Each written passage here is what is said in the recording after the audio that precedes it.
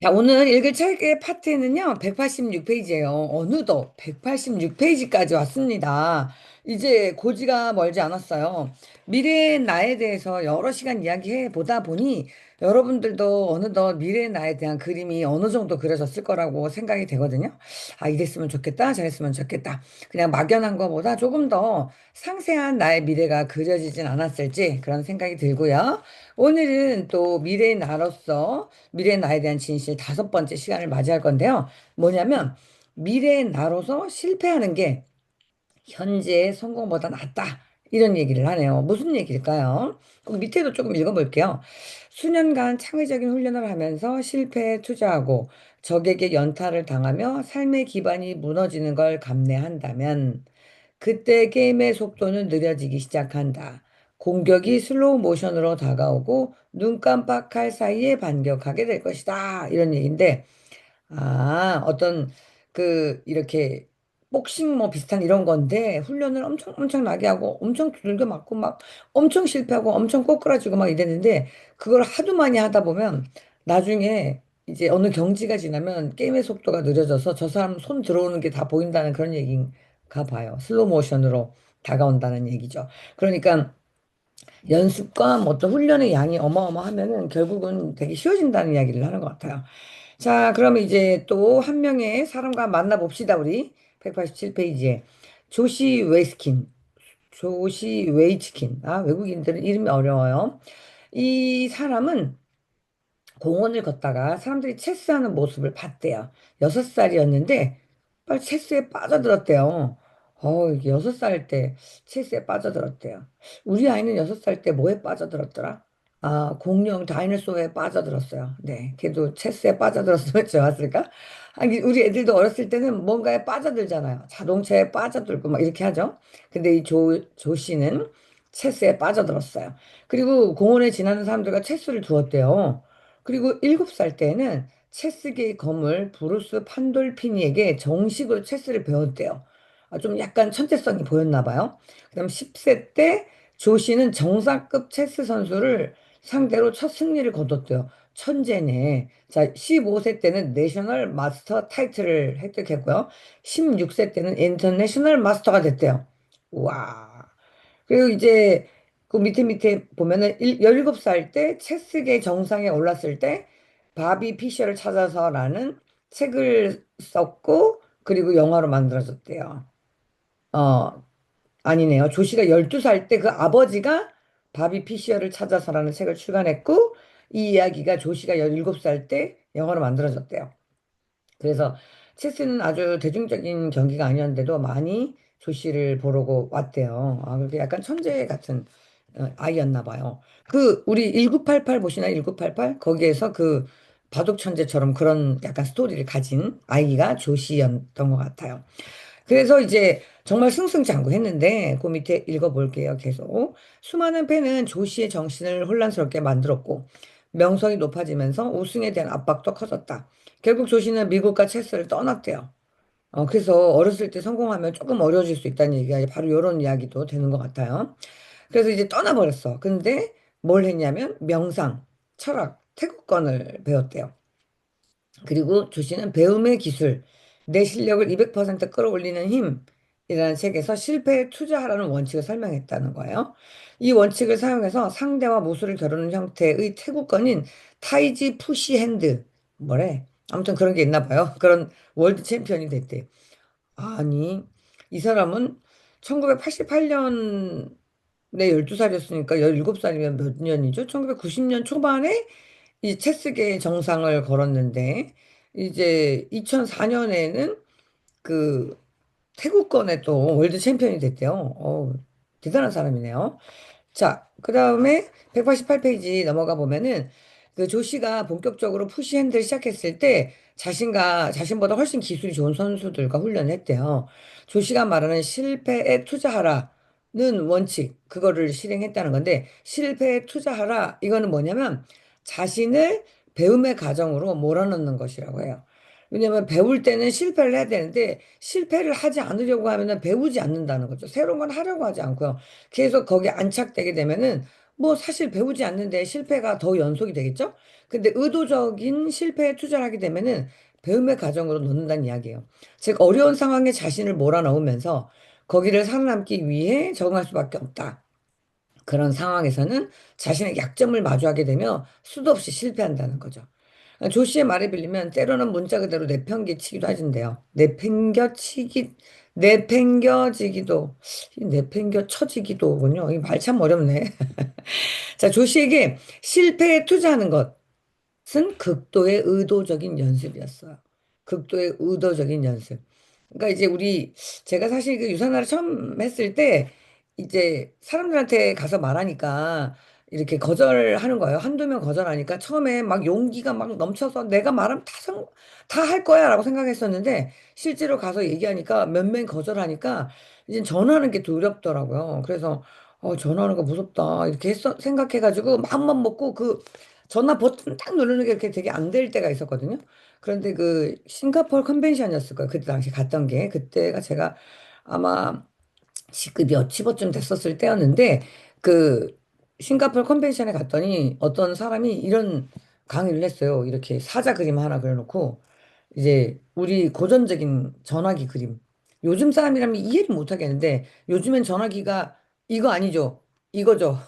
우리는 다 이렇게 전화하는데 이렇게잖아요. 바뀌었지만 아무튼 예전에는 동그란 그 고전적인 드르륵 드르륵 이거 있죠. 그거 하나랑 사자 하나를 딱 얹혀놓고 이렇게 그 까만 그림자 처리를 하면 둘 다 똑같은데 하나는 사자 하나는 전화기였던 거예요. 그래서 두 개를 딱 켜놓으면서 전화기가 사자가 아니잖아요. 전화기의 반대쪽에 있는 사람이 사자처럼 당신의 목을 물어뜯지 않잖아요. 전화기를 왜 무서워합니까? 뭐 이런 얘기를 하면서 실제로 여러분이 무서워하는 거는 거절을 무서워하는 거다. 그렇지만 나는 이 단계를 넘어서서 어떻게 성공을 했냐면 거절을 아예 받기로 작정했다. 그래서 거절 100번 받기 뭐 이런 걸로 제가 성공했다는 그런 스토리를 막 얘기하는 그 지금도 기억을 하잖아요. 이게 뭐 12년 전일 텐데 그런 강의를 들었던 거예요. 그래서 제가 팀에 돌아와가지고 100번 실패 받는 사람한테 상 준다 이런 미션을 막 발표해가지고 그때 우리 톡방에서 전 오늘도 실패했습니다. 오늘도 실패했습니다. 막 이런 얘기 한 적이 있었어요. 그래서 이제 새로운 아이디어 받으면 저는 막 시행하고 이러거든요. 그런 게 뭐였나 나는 그냥 시키는 대로 한 거죠. 그때는 아주 순수하기 짝이 없는 그런 사람이었기 때문에. 근데 여기 보니까 아하 실패에 투자하는 것은 극도의 의도적인 연습이면서 그 실패에 대한 깡단이 생기면서 실패에 대한 대처 방법도 생긴다는 거죠. 근데 실패를 많이 하지 않으면 대처 방법이라는 건 안 생길 거 아니에요. 한 걸 했다는 거죠. 그리고 저도 또 그 한 40명 정도의 거절을 받으면서 4명의 그 예스를 받았다 했잖아요. 그것도 마찬가지로 제가 실패에 투자한다는 개념이라는 거는 몰랐지만 계속 얘기하니까 사람들의 거절의 이야기를 들으면서 거절의 이유를 파악하게 되고 그 이유에 대한 답변을 마련하게 되면서 어, 예스 하는 사람을 만났던 것 같아요.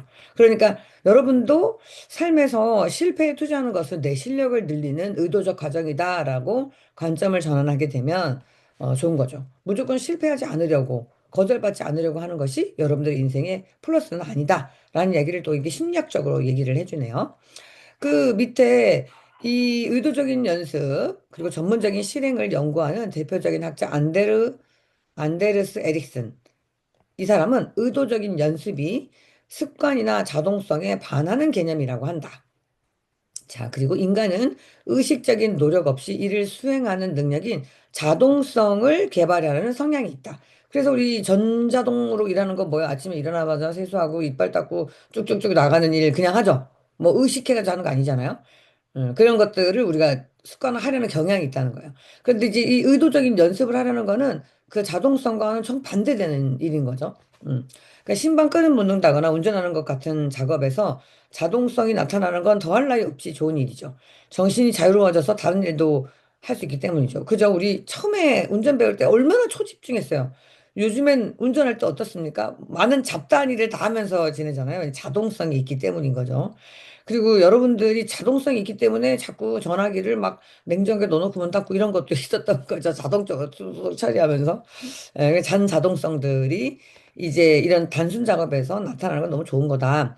이제 그러나 그 기술이나 배움 등에서 자동성이 나타나면은 그동안 익힌 것들이 그 수준에 머물러 있게 되고 시간이 지나면서 서서히 퇴보한다. 이게 이제 정신심리학적인 사실이라는 거예요. 맞는 것 같지 않습니까? 여러분들 어느 때까지는 운전에 엄청 실력이 늘다가 어느 순간부터는 딱 멈추잖아요. 됐다. 뭐, 그렇게 되죠? 그런 거를 말하는 겁니다. 그러다가 어느 정도는 서서히 퇴보하죠. 기술이. 원래 그런 거예요. 뭐, 스키를 타는 것도 마찬가지일 것 같고요. 모든 스포츠도 다 마찬가지인 것 같아요.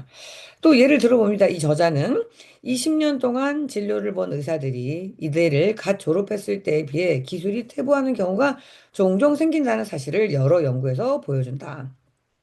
이런 의사들은 습관적인 사고와 행동 방식이 갇혀 있으며 오랜 시간 동안 진료 방식을 향상시키지 않았다. 그들은 경력을 20년간 쌓아온 게 아니라 1년 경력을 20번 반복한 경우가 많다라고 에릭슨이 말하고 있어요. 이게 진짜 사실이에요. 제가 같이 일하던 그 의사 선생님이 그런 얘기를 했어요. 자기가 정말 그 졸업하고 배웠던 그거를 계속 반복하면서 살았는데 점점 바보가 되는 느낌이고 자기가 하는 일은 자기 아들한테 한 달만 가르치면 다 할 수 있을 거라고 얘기했었거든요. 반 농담으로. 그래서 내가, 그래요? 뭐 이렇게 같이 얘기했었던 적이 있습니다. 그렇게 우리가 더 치열하게 노력하려고 하지 않는다면 그 옛날 배운 걸 써먹는 거예요. 그래서 우리 그런 얘기 하잖아요. 대학 졸업 후 아무런 공부와 노력을 하지 않는다면 우린 퇴보된다고요. 그러니까 은퇴 후 그때까지 써먹힘을 당하고 그 다음에는 써먹을 가치가 없는 사람이 되는 거예요. 근데 우리 어떻게 해야 돼요? 그 이후에도 계속적인 어떤 노력을 하게 되면은 은퇴 후에도 써먹을 가치가 있는 사람으로 되는 거죠. 그래서 계속적인 어떤 추가적인 의도적인 노력. 그러니까 내가 하고 싶지는 않게 되죠. 우리는 전자동 시스템을 하는 일에 아주 익숙하거든요.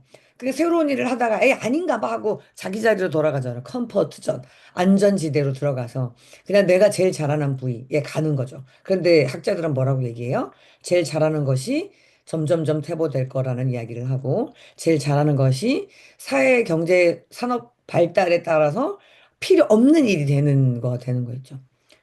저 있잖아요. 예전에 약사가 처음 됐을 때 약 빨리 짓는 거가 너무 중요했었거든요. 그래서 손가락 사이에 약을 넣고 처음엔 똑똑똑똑 났어요. 근데 이제 옆에 다른 약사는 뚜두두두두두두 이렇게 넣는 거예요. 우와, 신의 경지다. 이렇게 생각해가지고 제가 밤마다 집에 가서 탁탁탁탁탁 떨구는 연습을 했어요. 진짜요. 그래가지고 왜냐면 탁탁탁탁탁 떨구면 사람이 처방전 하나를 딱 짓는데 저 사람은 세 개를 짓는데 나는 또각또각또각 하니까 안 좋잖아요. 그래서 탁탁탁탁탁 짓는 연습을 했어요. 그래서 어느 날 막 내가 경지에 올라가지고 두루룩 이렇게 지는 거예요. 두루룩 치게 된 거예요. 그래서 난 이제 경지에 올랐어. 그래서 막 신난다고 했는데 이제 그 정도 됐으면 더는 연습을 안 하죠. 그래서 쭉 이렇게 쳤는데 나중에 뭐가 나온지 아세요? 약을 저절로 짓는 기계가 나왔잖아요. 저의 똑똑똑똑은 써본 일이 없어요. 써본 일이. 그래서 내가 아무리 기술을 연마하고 좋았어도 그 연마한데 엄청난 애를 썼어도 그 기술을 더 이상 필요하지 않는 지점에 오는 거가 되기 때문에 우리는 새로운 일을 배우려는 연습을 사실 해야 되는 거죠. 이런 유튜브를 하는 것도 새로운 경거가 되는 거고요. 여러분들이 새로 맞이한 새로운 일, 뭐 유산화 같은 일도 새로운 일의 영역이 되는 거고요. 모든 새로운 영역의 일을 할 때에는 불편하고 그걸 잘하려고 하고 싶을 때는 많은 실패를 받으려고 의도적 노력을 해야 되고 거기 어떤 경지에 올라야 되고 이제 그런 이야기를 사실 하는 겁니다. 자, 그 밑에 또 여러 가지 얘기 또 나와요. 스키, 테니스, 운전 같은 레크레이션 활동 같은 거는 50시간도 채 되지 않아서 그냥 할 수 있는 거 다 하는 거예요. 그리고 점점 자동화가 되는 거죠. 그 자동화가 되면 그 행동에 의식을 집어 빼버리는 거죠. 무의식적으로 하니까 의식적인 통제력을 잃어요. 그리고 그 더는 구체적이고 의도적인 개선을 할 수 없게 되는 거죠. 전자동 능력이 되기 때문에. 그리고 신발끈을 묶거나 앉았다 일어나는 거 자동적으로 하지 않는 거 어떡하더라? 잠깐만. 이렇게 엉덩이를 먼저 들고 다리를 움직여서 발바닥에 힘을 딱 줘서 그래 일어나는 거야. 라고 생각하고 일어나는 사람이 있어요? 없죠. 언젠가는 그런 생각을 했겠지. 아가 때. 근데 잊어버렸잖아요. 그래서 이제 그냥 저절로 자동적으로 한다는 거예요. 그 수행 능력이 자동화 수준에 도달해 노력 없이 실행하게 되면 경험이 추가로 쌓여도 행동의 정확성은 향상되지 않고 사고 메커니즘도 개선되지 않는다. 그런 얘기가 있고요. 그 밑에 이와 대조적으로 장차 전문가가 될 사람들은 의도적인 연습을 하며 경험을 더 많이 쌓음으로 수행 능력을 지속적으로 향상한다는 거죠. 그러니까 조금 하고 말 사람은 그냥 아마추어로 끝날 사람은 그렇게 하면 돼요. 근데 내가 이 분야의 전문가가 되겠다. 그런 사람은 어떻게 하겠어요? 계속 연습을 하겠죠. 계속. 그 어떻게 뭐하러 그런 연습을 해라고 생각할 정도로 연습을 하겠죠. 그래서 그들에게는 자동성이 생겨 능력 향상이 저지되는 상황이 큰 도전이다. 이제 이만하면 됐어라고 생각되는 상황이 가장 큰 도전이라는 거예요. 그래서 그들은 그런 상황을 피하려고 노력하며 자동성에 열심히 대항한다. 새로운 목표를 설정하고 수행 능력 기준을 높임으로써 그렇게 한다. 여기에는 속도와 정확성을 높이고 행동을 통제하는 게 요구된다. 전문가는 현재 수행 능력 수준에 안도하지 않고 그 수준을 넘어서는 목표를 달성하려고 훈련 상황을 의도적으로 만든다라는 이야기를 이제 에릭슨이 하는 겁니다. 그래서 편안하다, 편안하다라고 있으면 그냥 원래 있었던 것들을 꺼내서 쓰는 거고 그 능력이 퇴화될 수밖에 없다는 얘기예요. 그래서 불편한 정도를 좀 유지하고 유지할수록 미래의 나의 능력은 아주 고도로 향상된다는 이야기를 하는 거예요. 무슨 말씀인지 아시겠죠? 맨 밑에 의도적인 연습은 습관이나 자동성에 반하는 개념이다. 이렇게. 그래서 190페이지 넘어가면은 의도적인 연습에는 구체적이고 도전적인 목표를 향한 의식적인 노력과 주의가 필요한 거예요. 자동적으로 되지 않으니까 어때요? 우린 조금 불편한 거죠. 그래서 의식적인 노력과 주의가 필요하다는 것에 이제 밑줄을 한번 쳐보고요. 그리고 습관대로 살아가면은 현재 나에서 벗어나지 못하는 거예요. 아인슈타인이 그랬잖아요. 계속 똑같은 일을 하면서 바뀔 거를 기대하는 것은 정신병자다라고 얘기를 한 거죠. 그래서 내가 의식적인 노력과 주의를 하지 않으면 그냥 습관대로 사는 거예요. 그리고 습관이나 안전지대로 되돌아가게 되는 거죠. 저절로. 근데 의도적인 연습을 하게 되면 내가 바라는 미래를 만들기 위해 노력하는데 집중하게 된다. 이런 얘기를 하는 거예요. 그래서 이 조시가 실패에 투자한 행위는 궁극적으로 그 의도적인 연습이었다라는 얘기를 하는 겁니다. 그 밑에 보면 뭐, 어, 엄청 대단한 사람과 싸워서도 이겼다는 이야기가 이렇게 있습니다. 그래서 조 씨는 어떻게 실패에 투자했는지에 대한 말이 있거든요. 그 밑에 조금 읽어볼게요. 조 씨가 어떻게 그 체스만 두던 정적인 사람이 태극권을 8년 수련한 공격적인 남자를 이겼냐는 이야기가 밑에 나옵니다. 그가 나에게 다가올 때 나는 온몸으로 충격을 받아들였다. 화물 열차가 하룻밤 사이에 나를 50번 들이받는 상황에서 몸을 어떻게 이완해야 하는지 몰랐다. 난 샌드백이 된 기분이었다. 나에게는 그저 두 개의 선택지만 있었다. 입안을 피하든 매번 두들겨 맞든 둘 중에 하나였다. 나는 수개월 동안 입안을 상대하면서 박살났다. 솔직히 벽에 부딪혔을 때 실패에 투자한다는 건 쉽지 않았다. 연습이 끝나면 절뚝거리며 집으로 돌아갔대요. 이게 이제 그걸 적극적으로 그 실패, 두들겨 맞는 것에 투자를 한 거예요. 그래서 이제 쭉 일어나는 거를 반복을 하러 자신이 고통스러운 상황으로 몰아넣으면서 191페이지 다섯 번째 줄 보면 그 조씨는 다른 수련생보다 훨씬 더 빠르게 발전한 거예요. 그는 상대의 기술을 모조리 습득했대요. 두들겨 맞으면서. 그런데 다른 수련생들은 조시가 한 만큼 실패에 투자하려고 하지 않았다는 거예요. 그들은 미래의 내가 되고자 노력하다 실패하는 것보다 현재의 내가 성공할 때 편안함을 느꼈다는 거죠. 현재, 난 내가 이기는 게 더 편안해. 안 해. 이렇게 했다는 거예요. 그럴 만도 하다. 의도적인 연습을 제대로 하면 몹시 고통스럽기 때문이다. 자, 그렇게 됐고요. 밑에 또, 읽어볼게요. 향상된 기술, 누구, 카나, 이무타가 이렇게 말했대요. 향상된 기술을 지닌 미래의 나를 상상할 때만 의도적인 연습을 통해 기술을 연마할 동기를 얻고 그것을 계획하고 실행할 수 있다. 그러니까 내가 이 어떤 과제를 수행함으로써 미래의 내가 훨씬 좋아질 거라는 그런 확신과 그런 믿음이 있을 때만 오늘의 어려움을 계속 반복한다는 이야기를 하는 것 같아요. 음.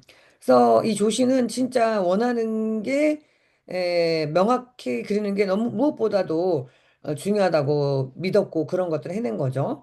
그래서 밑에 이런 얘기 나옵니다. 많은 사람이 조시를 어떤 사람으로 여기냐면요. 많은 사람이 조시를 이제는 배움과 높은 성과를 다루는 세계적 전문가로 여기는데요. 그래서 조시는 그 사람이 가장 잘하는 게 태극권도 체스도 아님을 깨달았대요.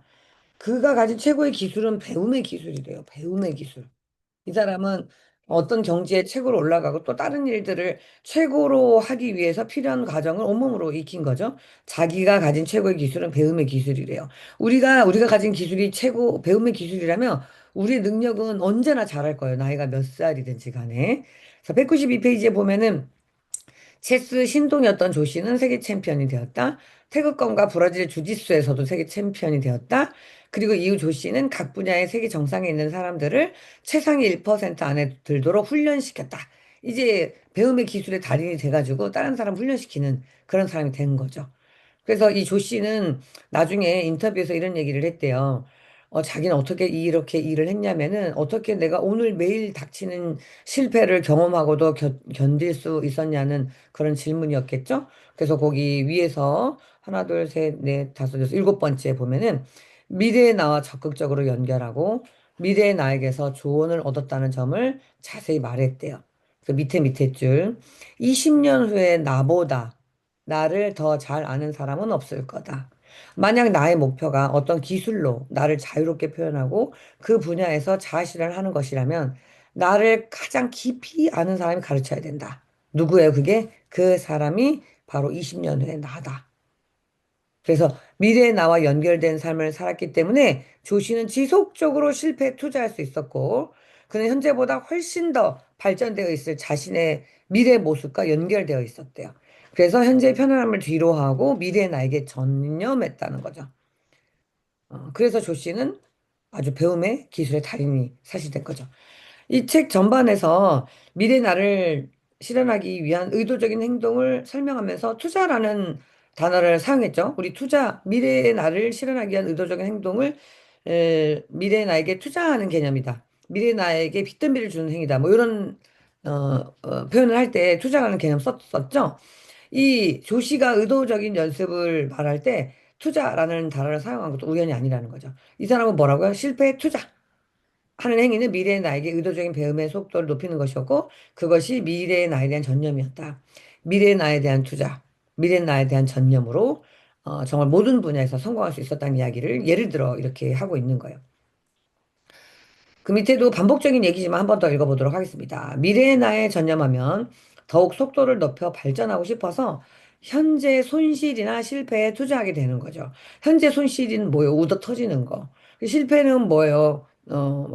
안 되는 거. 해도 안 되는 거. 왜 안 되는 게 아닐까? 막 이런 느낌, 그런 실패. 그거를 계속 아주 그냥 기쁘게 맞이한다는 뜻이에요. 그렇게 맞이해가지고, 이런 거 하잖아요. 우리 리더십에 얘기를 할 때, 평안하고 평강할 때 잘 헤쳐나가는 거는 누구라도 한다. 그런데 어두운 시기, 어려운 시기, 그때의 리더는 진짜 정말 탁월한 리더고, 난세 영웅이 난다. 난세의 영웅이 난다라는 이야기 하죠. 이 말이 무슨 말이야? 난세. 어려울 때 영웅이 난다는 이야기잖아요. 실패 속에서 영웅이 난다는 이야기잖아요. 그런 이야기들을 하고 있는 겁니다. 그래서 목표를 향해 나가면서 일시적인 실패와 고통에 기꺼이 투자한다면 자신이 원하는 미래의 나를 향해 더 빠르게 갈 수 있대요. 그러면 그 실패와 배움에 대한 투자를 하느냐 마느냐는 여러분의 선택에 달려 있대요. 그거 좀 전에 글자에 쭉 밑에 내려와가지고 경기장 안으로 얼마나 깊숙이 들어갈지는 당신의 선택에 달렸다. 실패나 배움에 대한 투자를 얼마나 할지도 사실은 당신에게 달렸다. 이런 이야기를 하고 있습니다. 당신이 달렸다는 얘기예요. 그리고 이제 조 씨가 또 이반하고 이런 얘기를 했대요. 매 두들겨 맞았는데. 하지만 그때 흥미로운 일이 일어나기 시작했대요. 우선 이반에게 맞는 게 익숙해지니 그에게 가격당하는 게 더는 두렵지 않았대요. 맹렬한 공격을 받으면서 몸을 이완할 수 있게 되자 머릿속에서 입안의 동작 속도가 느려지는 것 같았대요. 우리 왜 격투기 선수들 보면 매 두들겨 맞는데 저 일을 도대체 왜 하는지 모르겠죠. 우리는 한 대만 맞으면 나가 떨어지는데. 왜냐면 우리는 몸을 이완하는 방법을 모르니까 경직되어서 그렇게 맞으니까 그냥 온 근육이 다 터지는 거예요. 그런데 이렇게 맞는 연습을 하면 근육을 이완시켜서 붕 이렇게 뭐라죠? 이게 튕겨 나가는 모양입니다. 어쨌든 이완시키기 때문에 충격을 전보단 덜 느끼게 되나 봐요. 그래서 머릿속으로 이완의 동작 속도도 느려지는 것 같았대요. 나와 입안의 우위가 명확히 바뀌는 순간이 왔대요. 나는 매우 집중적으로 훈련하고 있었다. 나의 기술은 발전하자 입안은 나와 겨루는 걸 피했대요. 아무리 두들겨 패도 멀쩡하거든. 그러니까. 그래서 한동안 그와 대결하지 못했대요. 하지만 그날 밤 마스터 첸이 이반과 나를 대결시켰대요. 이반이 마치 황소처럼 확 다가왔대요. 그래서 나는 본능적으로 그의 공격을 피하고 그를 바닥에 농댕이 쳤대요. 상대의 움직임을 다 이제 읽은 거죠. 그가 일어나 다시 달려들었고 나는 그를 다시 던졌고 그 일이 너무 쉬워서 나도 놀랐대요. 몇 분 지나서 그 거구 2반은 발에 문제가 생겼다며 시합을 중단했대요. 우리는 악수하며 대결을 끝냈고 2반은 두 번 다시 나와 겨루지 않았다는 거예요.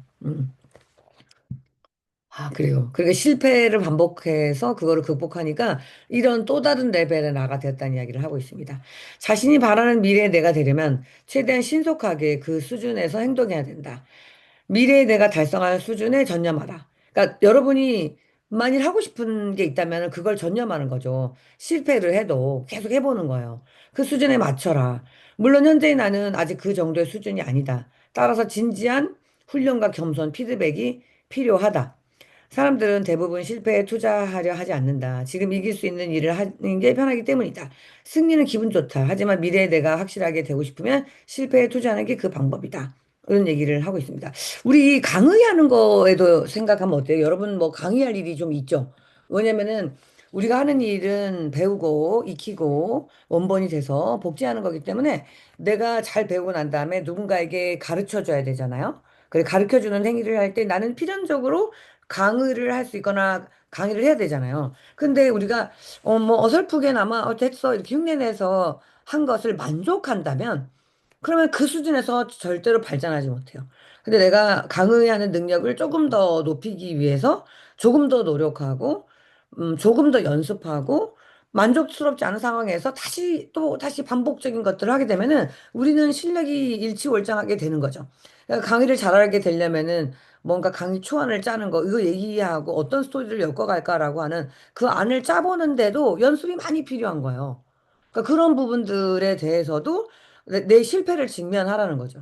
그러니까 여러분들이 예를 들어서 마이 스토리를 짜죠. 예를 들어 나는 왜 이 일을 하는가? 나는 제품의 체험 경험, 사업을 왜 결단했는지에 대한 체험에 관한 이야기를 누군가 할 때도 어설프게 얘기해도 누군가 듣긴 해요. 근데 우리가 일을 잘하고 예를 들어 다이아몬드가 되고 몇 스타가 된다라고 하면 그때도 어설프게 얘기하면은 폼이 안 나잖아요. 그러니까 그런 미래의 멋진 내가 무슨 말을 할 것인지, 난 어떤 경험을 가지고 이런 일이 됐다라고 얘기할 건지, 뭐 이런 것들을 생각해 보면 내가 매일 나의 마이스토리를 업그레이드하고 조금 더 해보는 거랑, 예를 들어 누군가에게 흰 책자를 설명하려면 그 흰 책자를 조금 더 들여다보고 조금 더 혼자 훈련해보고 이런 부분들을 계속하게 되면은 여러분들은 달인이 되는 거죠. 근데 여러분들한테 한번 질문해 보면 과연 나는 어떤 분야에서 탁월성을 가지기 위해서 많이 연습을 해봤는가라고 자문을 해볼 필요가 있을 것 같아요. 제가 예전에 한 12년 전, 13년 전이죠. 제가 이제 13년 전도 됐으니까. 그때 강사 트레이닝이라는 걸 하면서 프로 후라보너 C300에 관해 얘기를 하는 건데요. 그거 뭐 한 10줄도 안 되는 이야기, 한 2분 정도 하는 이야기를 그게 그렇게 입에 안 붙더라고요. 그래서 그거를 잘 말하기 위해서 몇 번 말했는 줄 아세요? 100번도 넘게 했어요. 100번도 넘게 말해봤을 뿐만 아니라 100번도 넘게 영상도 찍었어요. 그러니까 제 자신의 영상을 찍으면서 표정이 이상하네, 말투가 이상하네, 저 목소리 너무 듣기 싫다. 이런 여러 가지들을 다 겪으면서 그렇게 연습 또 연습 또 연습을 했어요. 만족스럽지가 않았어요. 왜 저렇게 말하지? 이러고 내가 나를 막 평가한 거예요. 그러던 어느 날 제가 강의를 했어요. 그래서 강의 자료를 그때는 지금처럼 이렇게 유튜브나 영상 찍기가 막 활성화된 건 아니에요. 내가 내 핸드폰으로 찍어야지만 볼 수 있었던 그런 상황인데 누군가가 찍어서 이렇게 올린 거죠. 찍어서 오디오를 올려줬고 뭐 그리고 뭐 그거를 CD로 구워주고 뭐 이러던 때예요. 근데 제가 강의는 그냥 그 현장에서 열심히 했어요. 그러면서 나 스스로는 아, 내가 잘했는지 잘 모르겠어. 막 이런 느낌이 들었는데 그 녹음된 오디오를 들으면서 제가 어떤 생각을 했냐면, 얘 누구야? 너무 잘했는데 내가 두 번 말하면 이만큼은 못하겠다라는 생각이 들었던 때가 있었어요. 그렇게 어떤 굉장히 잘해지는 생각이 드는 때까지 어땠겠어요? 얼마나 수많은 연습을 했겠냐는 거죠. 수많은 연습을 하고 실패하죠. 아니다라고 하죠. 노라고 하죠. 이런 부분에 대해서 아니야, 난 이 정도 충분해. 라고 나 혼자 결론 내버리면은 그건 진짜 잘하는 사람이 될 수가 없다라는 이야기죠. 거기에 딱 멈춰진다는 이야기. 근데 이제 여러분들이 그런 것들을 넘고 또 넘고 또 넘어서 점점점 더 잘하는 사람이 되려고 노력을 하게 되면은 여러분 또 압니까? 세계적인 명언 강사가 될지요. 그런 부분들이 여기에서 또 깨달아야 될 내용이 아닌가 이런 생각을 하고요. 또 여러분들은 왜 우리가 네트워크를 잘하면 어느 정도 성장하게 되면 동기부여가 되는 거고 이제 강의를 잘하는 사람이 돼야 되는 거란 말이에요. 그럴 때도 뭐 그냥 지금 말이 나온 김에 생각을 해보면은 강의를 하라고 시켜보면은 사람들이, 그런데, 강의 필요 없는 이야기 굉장히 많이 해요. 근데 그거는 의도적인 연습에서 하고자 하는 말 외에는 절대 발설하지 않는 연습을 해야 돼요. 발설하지 않는 연습을 하게 되면 의도적인 포즈가 주어져요. 이렇게. 저는 이런 순간을 주는데 전혀 불편하지 않거든요. 그러니까 여러분들도 누군가하고 대화를 할 때에도 끊임없이 얘기하려고 하지 말고 얘기하고 난 다음에 멈춤.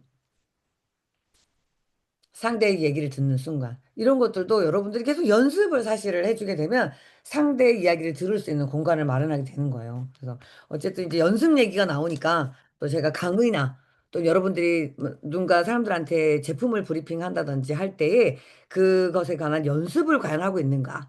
그냥 그때그때 가서 하는 건 아닌지 그런 부분에 대한 생각을 한번 해보시는 좋은 시간이 됐으면 좋겠다라는 생각을 하면서 오늘 장을 마치도록 하겠습니다.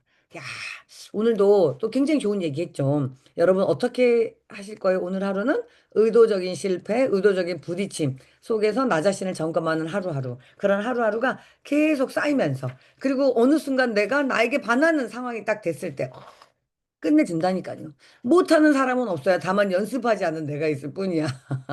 여러분, 여러분들의 오늘 하루도 응원합니다. 화이팅!